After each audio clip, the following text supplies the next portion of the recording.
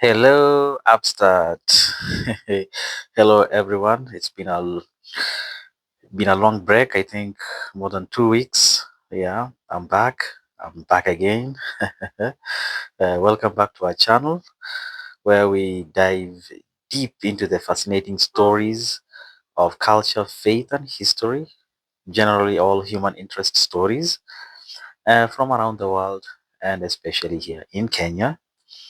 Today, we are exploring a remarkable chapter from Kenya's northern frontier, how missionaries converted the Borana, Gabra, and Burji and Rendille communities to Christianity. Stay tuned as we uncover the challenges, strategies, and personal stories behind this transformation. Well, let's now start with the communities and their beliefs. Well, before missionaries arrived, the Borana, Gabra, Burji, and Rendille were mostly pastoralist communities living in the arid and semi-arid lands of northern Kenya. Their lives revolved around cattle, camels, and strong traditional beliefs ranging from animism to Islam. Their cultures were tightly knit with ritual, age sets, and social structures that had lasted for generations. So, how did Christianity find its way into these deeply rooted societies? Well, the arrival of missionaries. Well, missionaries mainly from Europe and later from Africa arrived in the late 19th and 20th centuries. They brought with them not just the Christian message, uh, but also schools, clinics, and wells, which played a big role in winning trust among these communities.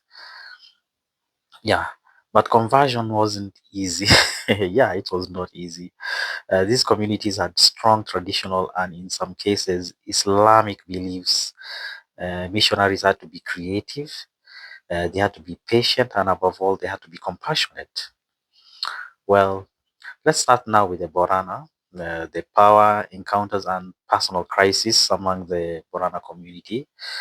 For them, conversion often began with a personal crisis, a sickness, a family problem, or supernatural experiences.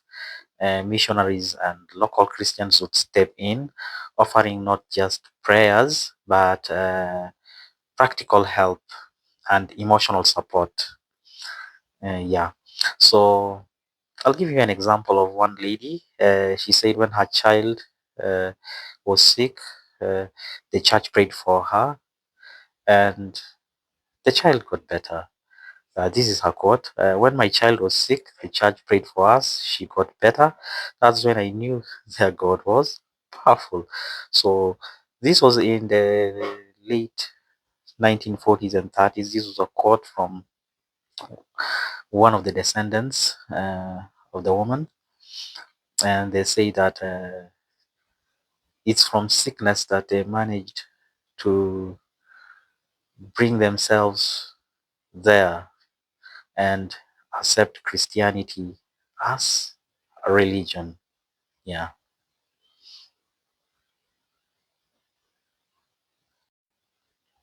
So these so-called power encounters or miraculous healings or deliverance from evil spirits convinced many Borana that Christianity was real and powerful. Women especially found comfort and community in the church during these tough times. For the Gabra, it was about social change and new identities. The Gabra, close relatives of the Borana, were among the last to adopt Christianity. Missionaries had to gently challenge traditional rituals and beliefs while respecting Gabra culture. Yeah, so social changes like conflict, drought, and shifting economies also played a part as the old ways were challenged. Some Gabra found new hope and identity in Christianity, especially as churches became more locally led. Yeah. For the Burji, it was more of education and social services. For the Burji, missionaries focused on education and social services. They built schools and clinics offering opportunities that were otherwise hard to find.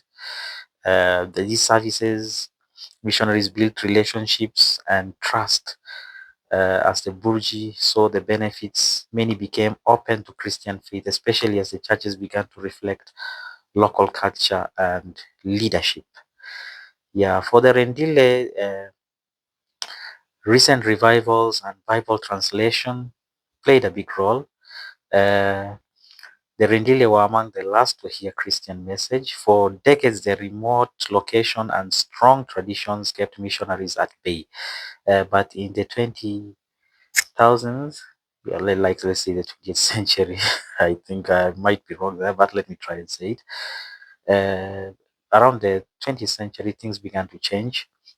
Evangelistic meetings brought by hundreds to faith, missionaries and local Christians provided practical help like wells and schools and shared the gospel through stories and songs. A big breakthrough came with the translation of the Bible into the Rendille language and the use of solar-powered audio Bibles. Now more and more Rendilles are hearing the message in their own words and sharing it with their neighbors. Yeah. So overcoming the barriers and building a community. Well, across all the four communities, missionaries faced big challenges like language barriers, suspicion, sometimes hostility. But by living among the people, learning their languages, and meeting real needs, they slowly built trust. Crucially, new believers were welcomed into church communities where they found support and a sense of belonging. Discipleship and follow up were to keep helping converts to adjust and grow their faith. Yeah. So the shift to indigenous leadership. Uh, Today, the story is changing more and more. It's local Christian pastors, youth, and women who are leading the way, sharing their faith with friends and family. The church is becoming truly African and truly local.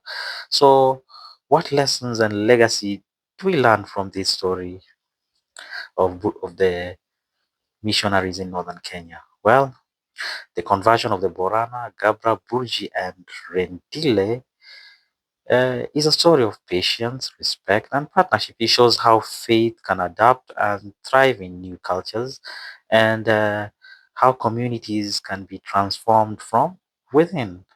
Yes. So I say thank you for joining us on this journey. Through we learn about the conversion of these communities from northern Kenya, which is more than it's an eye opening to many of us. Yeah. If you enjoyed this video, give us a thumbs up, subscribe, and hit the bell for more stories from around the world and Kenya. If you have questions or want to hear more about these communities, drop a comment below. We'd love to hear from you. Yes. Thank you. And join us next time.